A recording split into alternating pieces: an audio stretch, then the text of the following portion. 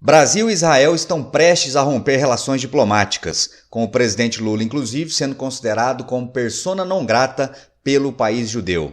Se essas relações forem desfeitas, quais as consequências para o Brasil?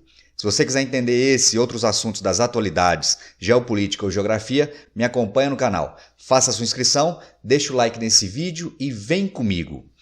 Pessoal, no domingo, todos se lembram, estão acompanhando aí as repercussões, o presidente brasileiro, numa entrevista após uma viagem na África, comparou as ações militares de Israel na faixa de Gaza àquilo que foi feito contra os judeus pela Alemanha na Segunda Guerra Mundial, que levou ao extermínio de cerca de 6 milhões de judeus. Logicamente que a reação do governo israelense foi de total repúdio à fala do presidente brasileiro, inclusive com a convocação, na segunda-feira, do embaixador do Brasil lá em Israel para uma chamada de atenção, para uma reprimenda.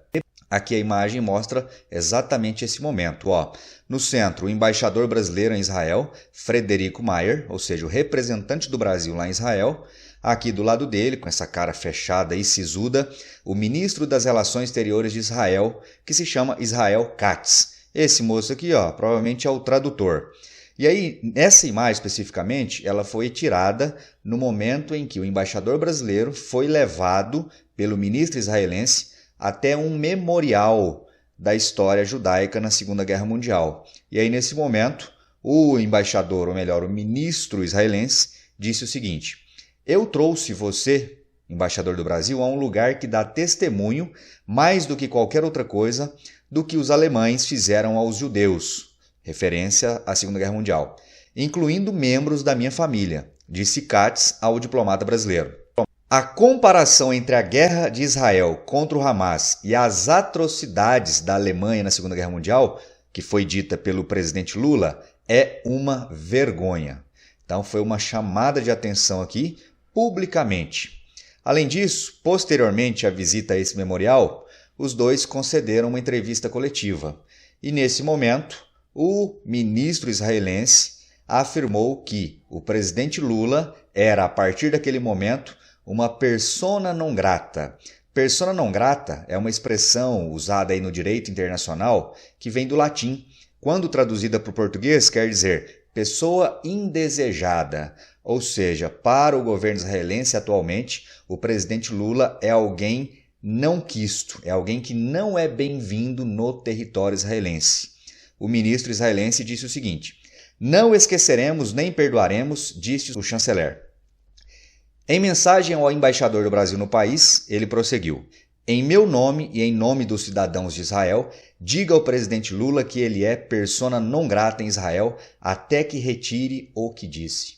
Ou seja, nesse momento, o governo de Israel, representado pelo seu ministro, disse com todas as palavras que as relações políticas, diplomáticas entre Brasil e Israel estavam totalmente comprometidas. Após essa manifestação de persona non grata, o governo brasileiro reagiu. O presidente Lula imediatamente convocou o embaixador brasileiro, esse mesmo da foto anterior, lá de Israel, embaixador do Brasil em Israel, para voltar para o Brasil para dar explicações sobre o que aconteceu de fato, como foi a reunião, como foi essa chamada de reprimenda.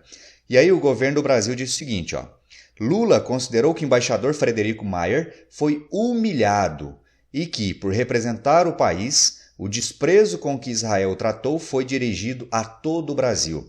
Por que o governo brasileiro considera essa chamada de atenção como uma humilhação? Porque normalmente essas reprimendas, quando elas ocorrem, elas são feitas a portas fechadas, dentro de uma sala da diplomacia ou da chancelaria do outro país, e não publicamente, como o governo israelense fez. Então, por isso, o governo do Brasil resolveu convocar o seu embaixador. Olha isso aqui. O gesto foi classificado por representantes do governo brasileiro como um show, ou seja, como uma ação midiática do governo israelense. Normalmente, advertências a embaixadores são feitas nas sedes das chancelarias, ou seja, num escritório a portas fechadas, e não publicamente, como aconteceu. Por outro lado, apesar de todo esse caos gerado pela fala do Lula em relação às relações do Brasil e Israel, o fato foi que esse episódio, essa fala do Lula, repercutiu no mundo todo. Praticamente todos os grandes jornais do mundo falaram sobre isso. Olha a manchete. Lula é destaque na mídia internacional ao comparar israelenses ao alemão do bigodinho. Separei algumas manchetes aqui. A primeira do New York Times, que é um dos principais jornais dos Estados Unidos. Olha só, o jornal disse que Lula irritou Israel ao comparar a guerra em Gaza com aquilo que aconteceu lá na Segunda Guerra Mundial com os judeus. Outro jornal importante, Le Parisien, jornal francês, que afirmou que as declarações de Lula sobre a guerra em Gaza estão entre os comentários mais virulentos alguma vez feitos sobre o conflito. Descreveu o petista como uma voz proeminente do Hemisfério Sul, cujo país detém a presidência rotativa do G20. O Brasil, atualmente, ocupa a presidência do G20. Inclusive, nos próximos meses e semanas, ocorrerão várias reuniões no Rio de Janeiro com as 20 principais economias do mundo, grupo agora que o Brasil preside.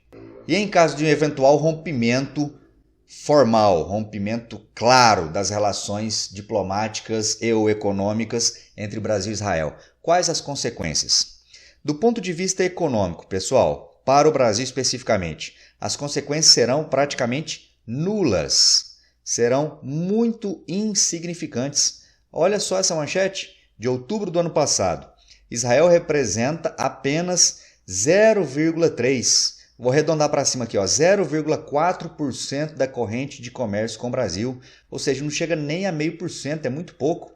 Exportações do Brasil para Israel entre janeiro e setembro do ano passado somaram 570 milhões de dólares. Isso aqui em exportações. E importações do Brasil, importações que o Brasil fez de Israel, alcançaram pouco mais de 1 bilhão de dólares, somando no total 1,6 bilhão de dólares. Olha essa outra manchete, do dia 19, segunda-feira.